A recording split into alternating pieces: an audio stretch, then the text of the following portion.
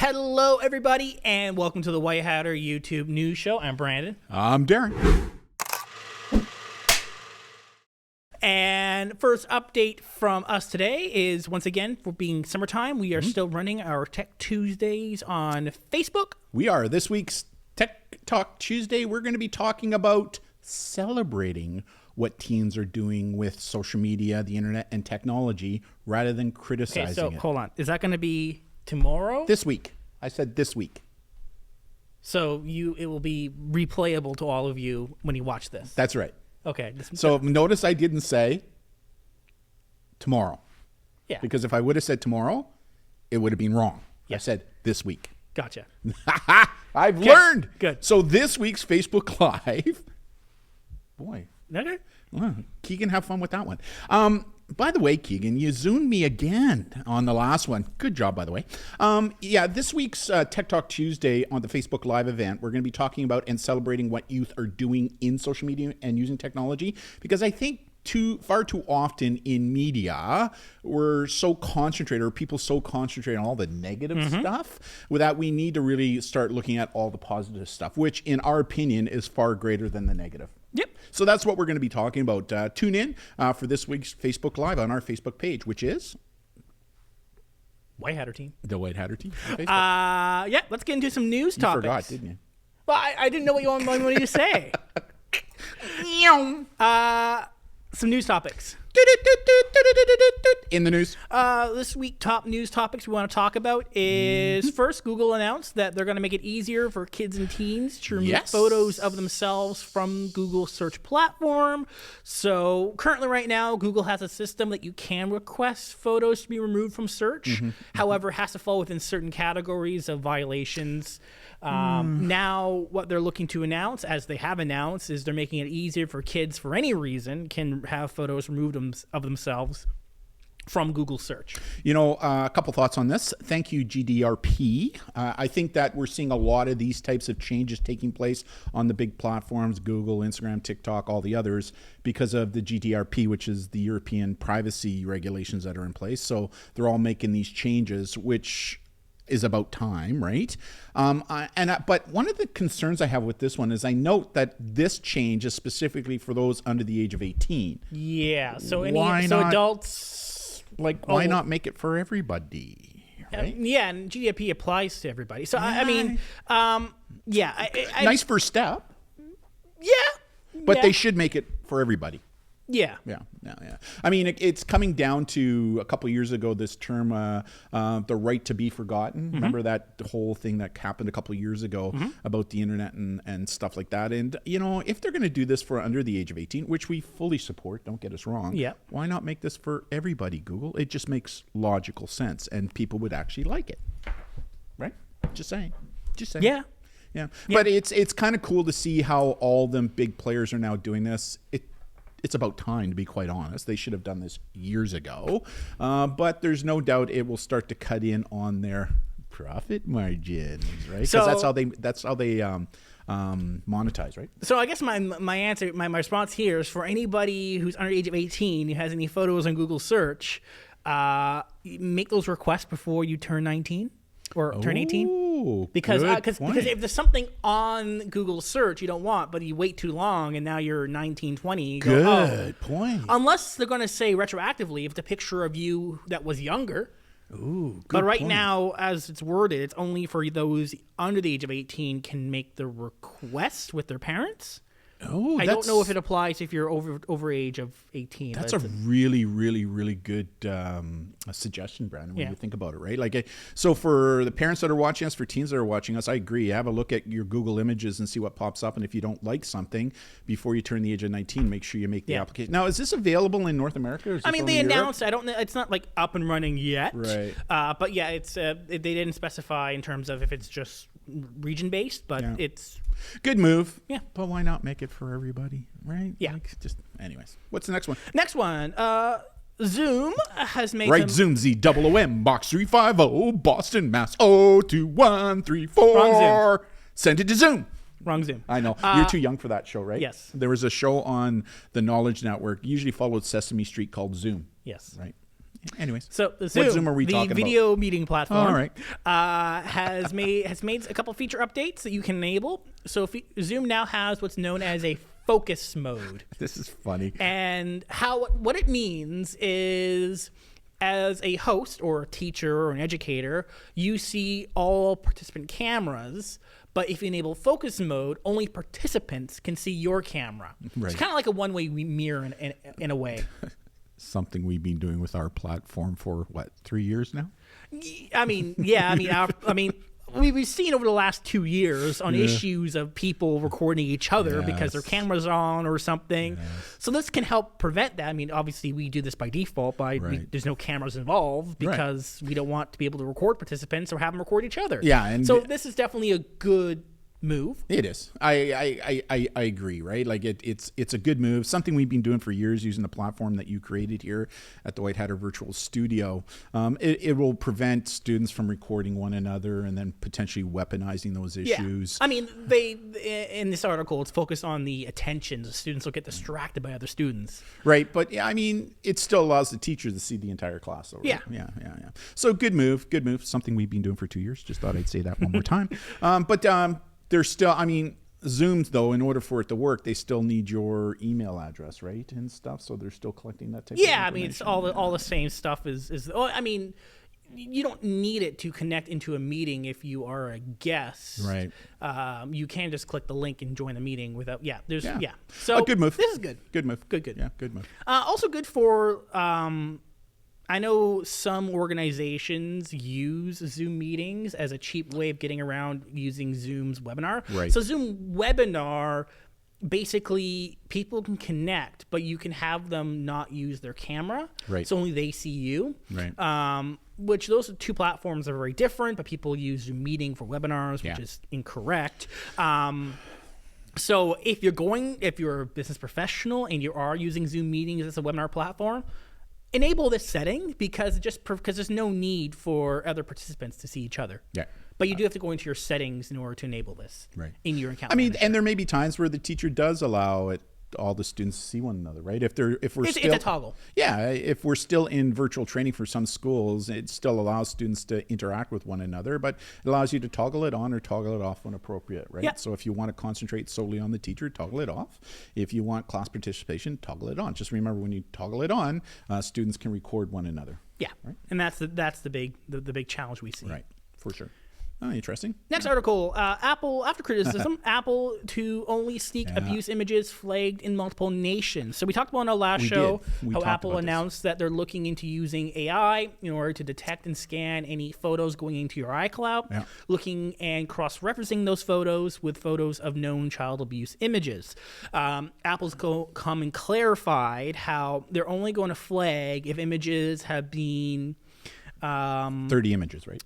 There needs to be 30 images? Yeah, so first off, images only get cross-referenced to known images across various nations and clearinghouses to do so, and it only activates for review or notification if there's a threshold of 30 or so images is what they've set the threshold at. So just for clarification, the only pictures that they're looking for are ones that have been hashtagged or hashed by organizations like the Canadian Centre for Child Protection, the Centre for Missing and Exploited Children in the United States, reputable organizations around the world who have captured and hashed child sexual abuse material, CSAM material, right? Mm-hmm. But they will only flag the user or the owner if they see 30 of those pictures. Yeah. Correct? And they announced in the official announcement they were looking for patterns of abuse. Right. And so they've come to clarify the patterns looking for about 30. Now, I think the reason this happened was because of the public outcry, not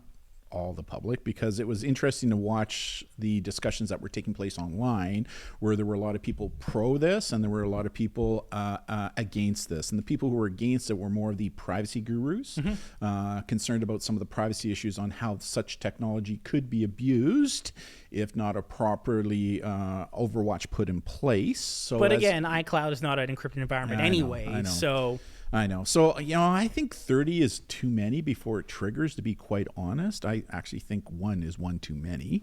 But 30 to me is a pretty high threshold. Like, I'm thinking, Apple doesn't want to be able to, they don't want to have to review every image, every single instance of an image. Well, they're going to, because they have to. Only if there's 30. Right. I think that's too high of a threshold. It's a labor concern, and it kind of adds that buffer to kind of keep privacy advocates at bay in order to kind of give them. It's not like Apple's going to review every single notification they get. It's only if there's a pattern of what they've identified so far as 30. I get it. I think 30 is too high, though. I think 15, maybe even 10. But that's just me. That's just me, right? I just think 30 is too high of a threshold. But again, I understand why they did it. I'm just happy that they are doing it and joining in the fight to rid and deal with people who are trafficking child sexual abuse material. Yeah. So there you go. And last article. Oh, short show today. Short show. Say that 20 times quickly. Short show. Some research coming out from the security conferences this month, talking about password use for grade school age students, elementary, middle, and high school. This is not the first kind of data that we've received on this. I know LastPass has done their own industry research on this stuff, and what we found so far is how many high school students, percentage-wise, use the same password for everything. According to this research from the United States of America, reviewing 1,500 students, it was 87% of them reuse the same password all the time, 81% for middle school, and 58% for elementary school. And this is not just a youth issue. This is also an adult issue.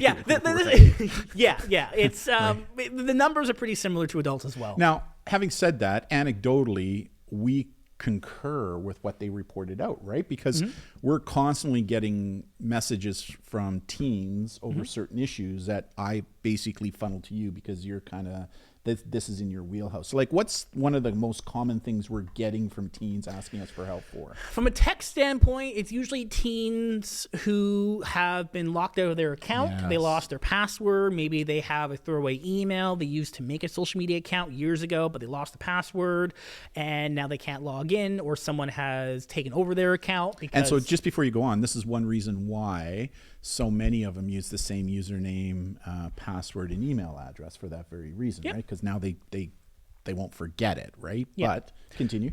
Or their account gets compromised because, maybe somebody figured out their email, they clicked on the wrong thing, downloaded the wrong thing. Or they shared it with a friend who then became a frenemy. Which is the second stat that they pulled. So the amount of students who share their passwords or a password with a friend at high school was 45%. Just can I talk about that for a second? Because one of the things that we've been seeing an increase in is everything to do with how relationships and abusive partners in relationships will now use technology to their advantage, right? For the purposes of control. And one of the things that happens in a lot of relationships is to show trust with one another. You share your password with me and I'll share my password with you. Well, your partner today may not be your partner tomorrow. Your friend today may not be your friend to me tomorrow. And it is amazing how many times we've helped students where after a partnership breaks up, all of a sudden the partner that you shared your username and password with will now go in, say horrible, evil, ugly things, and then change your password so you can't get in to change it. Now people think it's them when in fact it was the ex-partner exacting retribution against you. So this is one of the reasons why we say don't share your passwords with everybody, but the reality is in relationships you do. So the other recommendation that we make here is that if you decide that you're going to leave a relationship for whatever reason, the day before you leave that relationship, make sure you change your password on all your social media platforms and don't tell your partner that you're doing it. Right? So important, because when you do break up from that partner, they will not have the ability to go in and do evil, ugly things because you've changed your password, right? So continue. And so 40% were middle school who share passwords and 23% elementary school. Also of interest, when they were researching, interviewing the students, the conversation topics around password importance changed from the younger students to the older students. So, and this is something we're seeing as well, right? So go ahead. For younger students, the topics, the importance of passwords were more around the subjects of safety and security.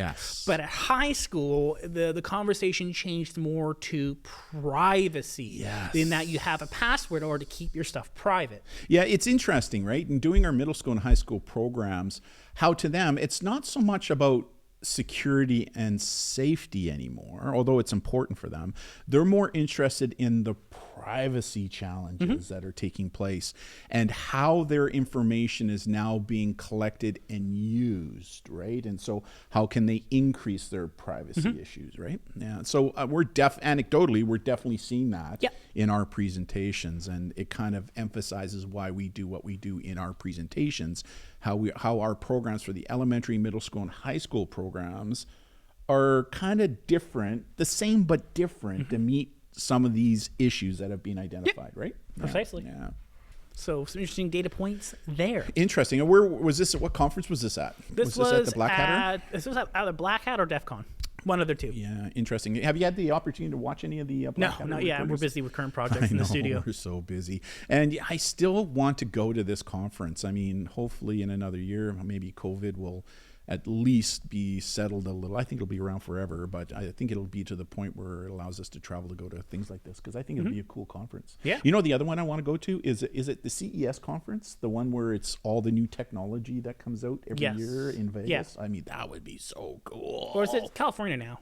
Or maybe it's in LA. I think that would be one cool. One of those places. Interesting. Anything else on the agenda here? That's the show today. Yeah, you know, we've been pretty busy over the past couple of weeks. I mean, just today, I released a quick video that you did on what we can do here at the White Hatter team using the virtual studio, right? Yeah.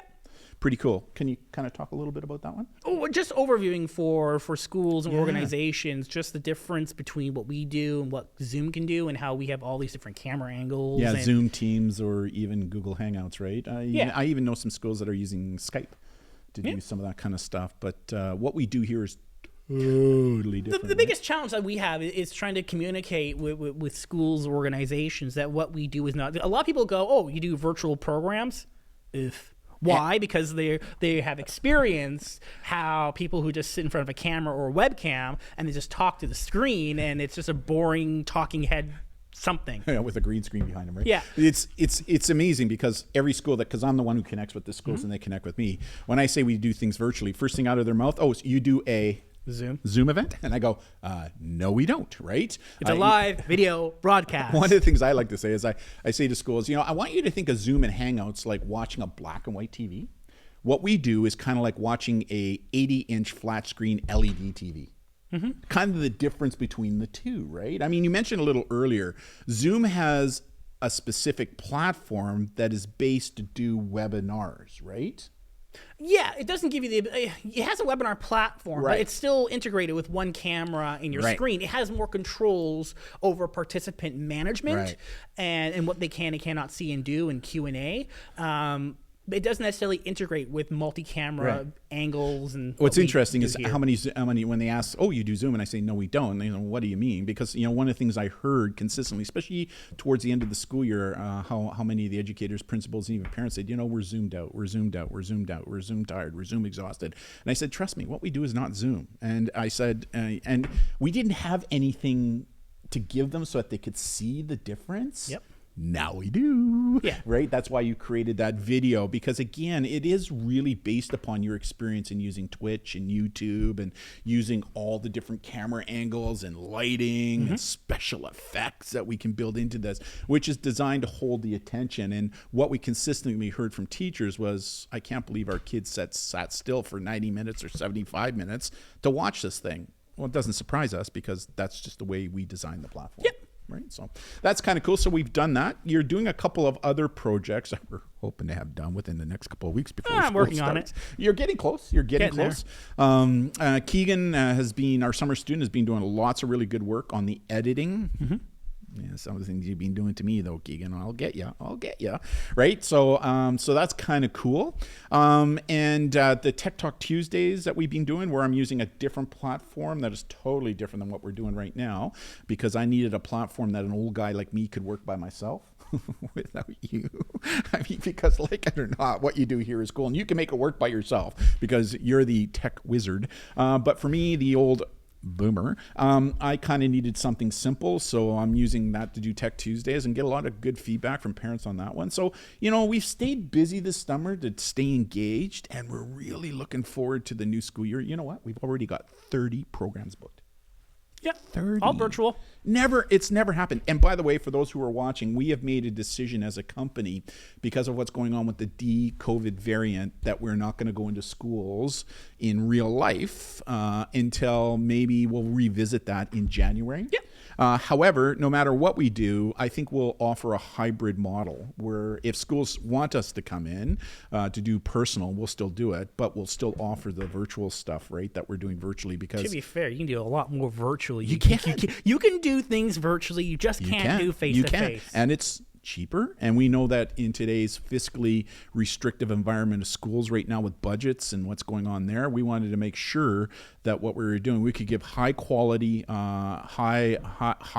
programming with just great content at an extremely reasonable price, because all of our school programs virtually right now, $450 plus GST, right? And you can have how many participants? Was it 950 participants? 900 roughly. Yeah, and we can beam into... Technically, we can go unlimited, but it does reduce some of the additional features. Yeah. So there is unlimited, but for the best experience, under 900. So I don't think many schools have more than 900 classrooms. Yeah. But what's really cool is not only can we... Yeah, that's true. Maybe in the U.S. But the classrooms? Yeah, classrooms. Yeah, no, not classrooms. no, students, yes, but classrooms, But what's really cool is not only can we beam using this virtual studio that we have here, not only can we beam into schools at the same time, but we can beam into homes at the same time. So students who are at home because of COVID and other illnesses can still feel like they are part of the classroom, right? Which is kind of cool. It really is. So for those of you who are watching who want to see that video and a package on what it is, give us a call, right? We have a toll-free number, which is 1-855-478-9119, or connect with us on our email, which is contact@thewhitehatter.ca. And we would be more than happy to send you a recording of what Brandon did to show you the capabilities of this wonderful studio and a package as well. Pretty much. Yeah. Cool. We're going to be busy next 2 weeks, next 3 weeks. Actually, we're going to be super busy.